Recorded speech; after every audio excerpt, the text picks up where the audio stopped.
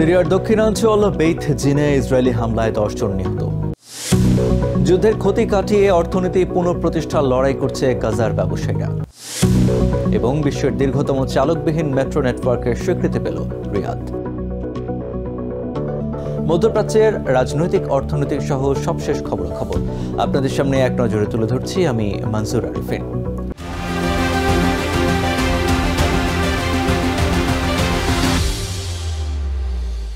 দক্ষিণ সিরিয়ার বেইত জিন এলাকায় ইসরায়েলি অভিযানের পর অন্তত 10 জন নিহত হয়েছে।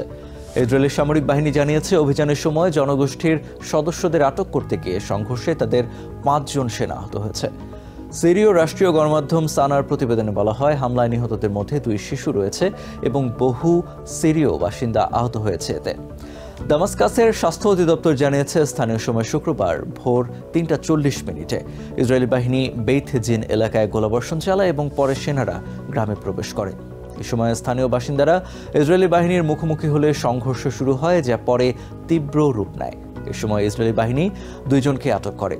আইডিএফ জানায়, তাদের অভিযানে যাদের লক্ষ্য করা হয়েছিল তারা বিস্ফোরক পুঁতে রাখা এবং ইসরায়েলে রকেট হামলা চালানোর পরিকল্পনা সহ সশস্ত্র কর্মকাণ্ডে জড়িত ছিল। তবে এই অভিযানে কোনো সশস্ত্র গোষ্ঠীকে লক্ষ্য করা হয়েছিল কিনা সে বিষয়ে কিছু জানানো হয়নি।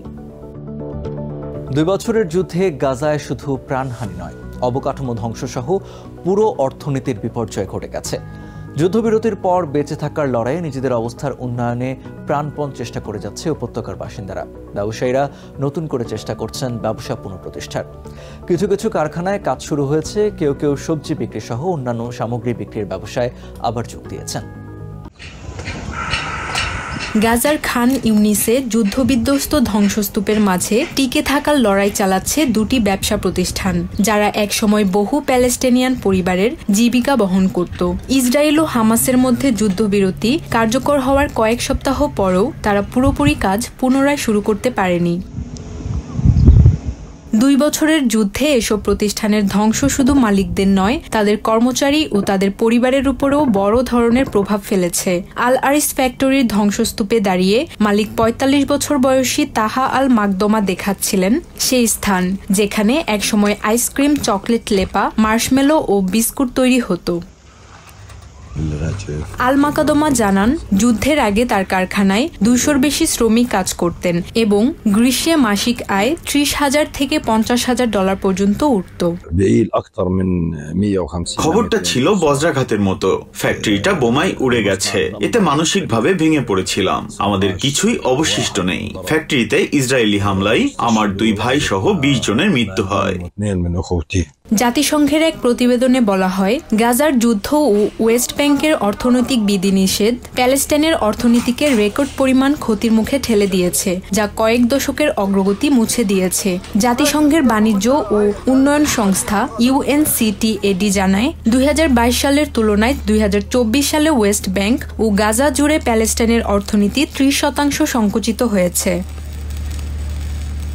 ধ্বংস হয়ে যাওয়া আরেক ব্যবসা প্রতিষ্ঠান হাইফা বেকারিতে মালিকদের একজন ও ব্যবস্থাপক তারেক আওয়াদা ধ্বংসস্তূপ থেকে উদ্ধার করা যন্ত্রপাতি মেরামতের কাজ তদারকি করছিলেন। আওয়াদা জানান, তার বেকারিতে আগে প্রায় 45 জন কর্মী কাজ করতেন। যুদ্ধের আগে বেকারির মাসিক আয় ছিল $8,000। এখন মালিকরা নিজেদের সঞ্চয় থেকে মেরামতের কাজ করছেন এবং পাশের এলাকায় নতুন জায়গায় বেকারি পুনরায় চালুর প্রস্তুতি নিচ্ছেন। আমরা আশা করছি কয়েকদিনের মধ্যেই কার্যক্রম আবার শুরু করতে পারবো, যখন এই বেকারিটি সম্পূর্ণ প্রস্তুত হবে। 2 বছরের যুদ্ধের ক্ষতি এমন পর্যায়ে পৌঁছেছে যে গাজাকে আগামী বহু বছর আন্তর্জাতিক সহায়তার উপর নির্ভর করতে হবে বলে জানিয়েছে জাতিসংঘ। তাসনুবা খান পুষ্প, TBN 24 news desk. Guinness world records আনুষ্ঠানিকভাবে রিয়াদ মেট্রোকে বিশ্বের দীর্ঘতম চালকবিহীন মেট্রো নেটওয়ার্ক হিসেবে স্বীকৃতি দিয়েছে। 176 কিলোমিটার দীর্ঘ এই নেটওয়ার্ক সৌদি আরবের আধুনিক পরিবহন ব্যবস্থায় দ্রুত অগ্রগতিকে তুলে ধরেছে। সৌদি রাজধানীর গণপরিবহন উন্নয়ন উদ্যোগের অন্যতম প্রধান অংশ রিয়াদ মেট্রো। এতে রয়েছে 6টি সমন্বিত লাইন এবং 85টি স্টেশন, যেখানে আধুনিক প্রযুক্তি ব্যবহার করা হয়েছে। সৌদি প্রেস এজেন্সির তথ্য অনুযায়ী সম্পূর্ণ স্বয়ংক্রিয় এই মেট্রো ব্যবস্থা উন্নত কন্ট্রোল রুম দ্বারা পরিচালিত হয়, যা উচ্চমানের নিখুঁততা, নিরাপত্তা এবং সেবার মান নিশ্চিত করে। গিনেসের বার্ষিক প্রকাশনায় বলা হয়েছে, রিয়াদ মেট্রো নির্মিত হয়েছে নগর গতিশীলতা বৃদ্ধি, যানজট কমানো এবং পরিবেশ বান্ধব টেকসই পরিবহন ব্যবস্থাকে উৎসাহিত করার লক্ষ্য নিয়ে। এক নজরে প্রতিদিন মধ্যপ্রাচ্যের খবর জানতে চোখ রাখুন TVN 24 নিউজ নেটওয়ার্কের ইউটিউব ও ফেসবুক পেজে। নিউ ইয়র্ক থেকে সম্প্রচারিত TVN 24 টেলিভিশন বিশ্বজুড়ে বাঙালির কণ্ঠস্বর।